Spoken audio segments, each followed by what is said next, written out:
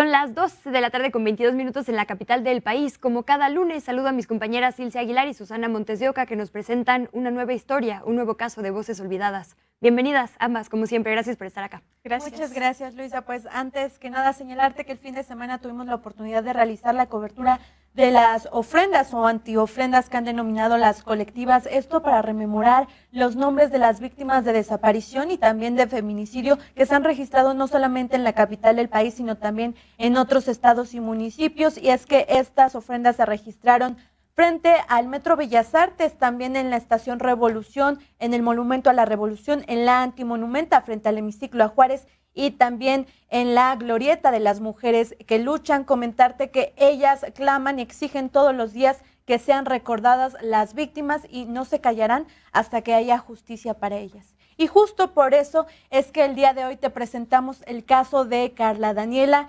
quien afortunadamente ha sobrevivido a una tentativa de feminicidio. Sin embargo, es uno de los cientos de casos que tampoco las autoridades, en este caso capitalinas, han podido investigar ni dar justicia con perspectiva de género. Esta es la historia de Carla Daniela.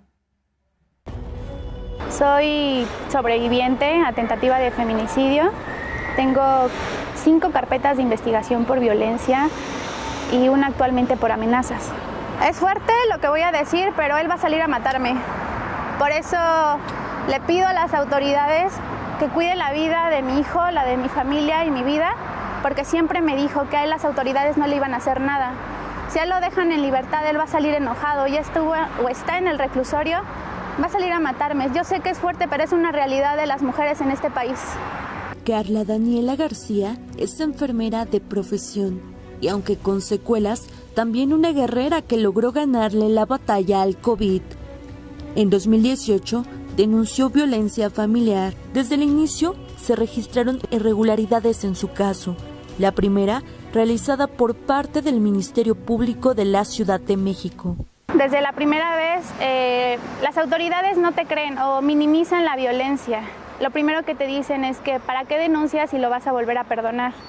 No es que lo perdones, simplemente a veces, por ejemplo en mi caso, que existe un pequeñito, actualmente tiene 3 años, en ese momento él tenía 1 año.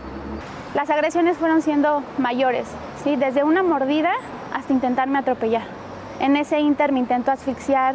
La mayoría de las violencias que ha tenido Carla Daniela pues fueron en su momento de carácter físico, psicológico y en algún momento hasta económico, ¿no?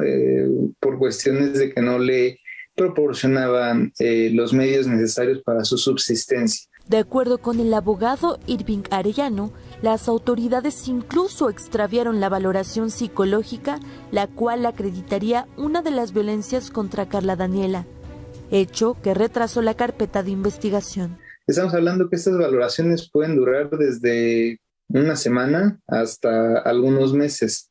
Esta valoración no fue tan tardada.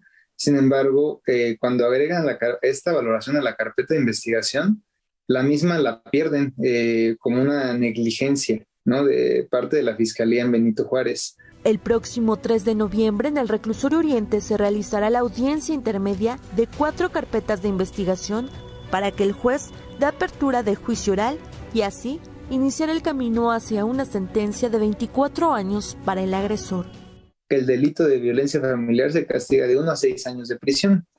Si el señor opta por un criterio de solicitar alguna suspensión condicional del proceso, él podría salir en libertad pagando una reparación del daño. Aunque el violentador actualmente está en prisión preventiva justificada, Carla Daniela hace un llamado a las autoridades judiciales para no cometer un error en el fallo que podría evitar un feminicidio más en la estadística. Y yo le pido a ese juez que va a llevar a cabo esa audiencia que se sensibilice, que yo ya no quiero vivir con miedo y que vayamos por una sentencia ejemplar.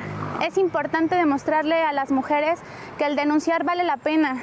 La octava solicitó hace más de 2 meses entrevista con la secretaria de Mujeres de la ciudad, Ingrid Gómez, y la fiscal de feminicidios, Sayuri Herrera, para abordar las inconsistencias que víctimas aún reportan en la atención y seguimiento de sus denuncias, pero aún no hay respuesta. Con imágenes de Susana Montes de Oca, Para La Octava, Ilse Aguilar.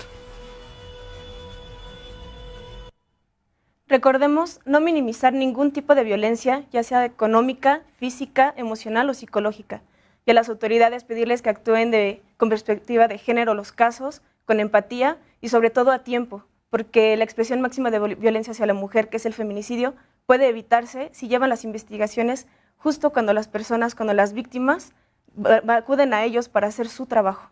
Exacto, importantísimo esto que dices, además, Susi, de denunciar desde la primera actitud violenta, porque el feminicidio normalmente es la expresión máxima, como bien decías, pero hay un montón de violencias anteriores. Si desde ahí se intenta frenar o denunciar, hay muchas más posibilidades de evitar una tragedia. Claro, hay algunas personas que creen que el único tipo de violencia es la física y no existen diferentes tipos de violencia que tenemos que aprender a visibilizar, que si algo no te gusta o te incomoda, desde ese momento ya es un tipo de violencia emocional. Entonces, estar alertas y poder denunciarlo o alejarse a tiempo. Y es importante también recalcar las estadísticas de organizaciones sociales, civiles, también investigaciones periodísticas documentan que en los últimos 8 años diariamente se han reportado se han abierto más de 700 carpetas de investigación por lesiones físicas, quemaduras, intentos de asfixia, los cuales no son investigados como tentativa de feminicidio. Por eso este exhorto a las autoridades que, a pesar de que al menos en la capital pregonan este protocolo de género, que en verdad lo realicen y también preparen a los ministerios públicos para atender a todas las víctimas. Y pues a las mujeres recordarles que busquen ayuda, que busquen a nuestras colegas, que busquen a las colectivas en caso de haber sufrido cualquier tipo de violencia. Lo más probable es que por más promesas que les hagan, que nos hagan, no haya cambios. La violencia siempre es progresiva, entonces hay que pedir ayuda, hay que buscar acompañamiento. Gracias a ambas, como siempre. Gracias. Gracias a ti, Luisa, un abrazo. Les recuerdo que pueden buscar a mis colegas en caso de que tengan ustedes una denuncia. Vamos con esto a la pausa comercial y regresamos en unos minutos más. Tenemos mucha información. La Octava Noticia.